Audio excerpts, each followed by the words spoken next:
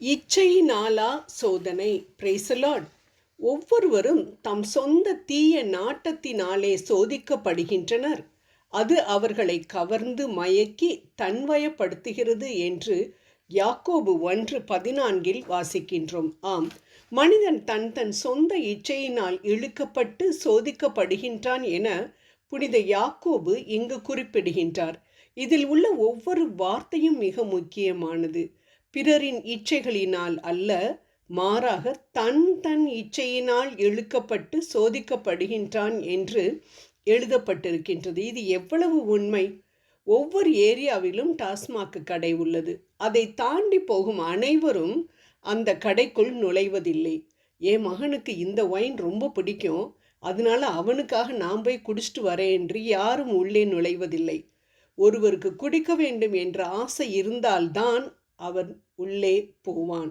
இல்லை என்றால் அதை கண்டு கொள்ளாமல் தாண்டி போய்விடுவான். ஆக ஒரு மனிதனை சோதனைக்குள் தள்ளுவது அவனின் இச்சை, ஆசைதான் என்பது தெள்ள தெளிவாக புரிகின்றது. இது உங்களுக்கும் எனக்கும் தெரிகிறதோ இல்லையோ, பிசாசுக்கு நன்றாக தெரியும்.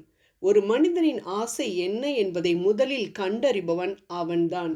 அந்த ஆசையை வைத்தே சோதிப்பவன் அவன். சொந்த இச்சையினாலே இழுக்கப்படுகிறான் என்று விவிலியம் சொல்கிறது. அப்படி என்றால் மனிதன் தானாக போகவில்லை, யாரோ ஒருவன் அவனை இழுக்கிறான் என்று தானே அர்த்தம். யார் அவன்? பிசாசு. டகவார் கயிறு இழுக்கும் போட்டியில் எந்த டீம் ஸ்ட்ராங்காக இருக்கின்றதோ அந்த அணிதான் ஜெயிக்கும்.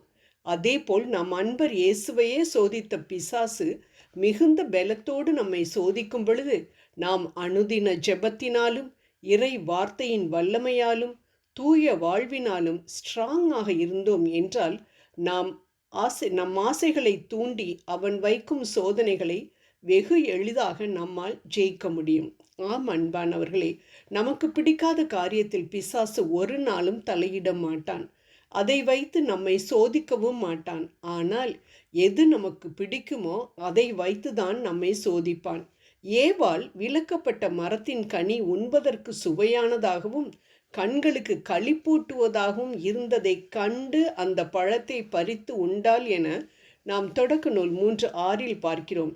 இதில் பழத்தை சாப்பிடுவதற்கு முன்பே அந்த பழம் சுவையானதாகவும் கண்களுக்கு இன்பத்தை கொடுப்பதாகவும் கண்டு பின்தான் உண்டாள் என பார்க்கிறோம். அப்படி என்றால் அந்த பழத்தின் மேல் பயங்கரமான ஆசை, அதை உண்டே ஆக வேண்டும் என்ற வெறி, விளைவு கீழ்ப்படியாமை என்ற பாவம். ஆனால் இயேசுவை பிசாசு சோதித்த பொழுது, என்னால் படைக்கப்பட்டவன் நீ என்னை சோதிக்கிறாயா?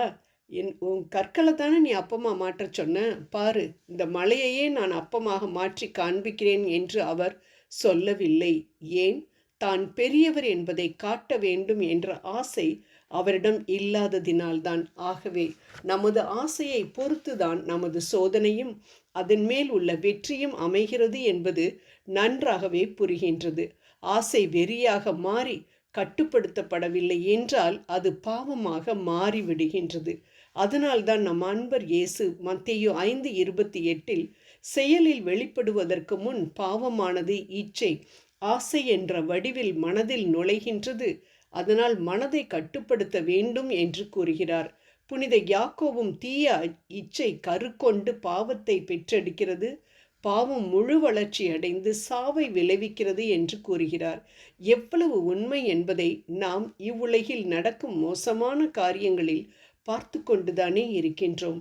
ஆகவே அன்பானவர்களே, சோதனையை எதிர்ப்பதை விட்டுவிட்டு நமது ஆசைகளை மாற்றுவோம். திருப்பாடல் 37:4 படி புனித பவுலும் கலாத்தியர் 5:16 மாம்ச இச்சைகளை மேற்கொள்ள ஆவியில் நடவுங்கள் என்கிறார். ஆம், நம் கண்களை, எண்ணங்களை பாதுகாப்போம்.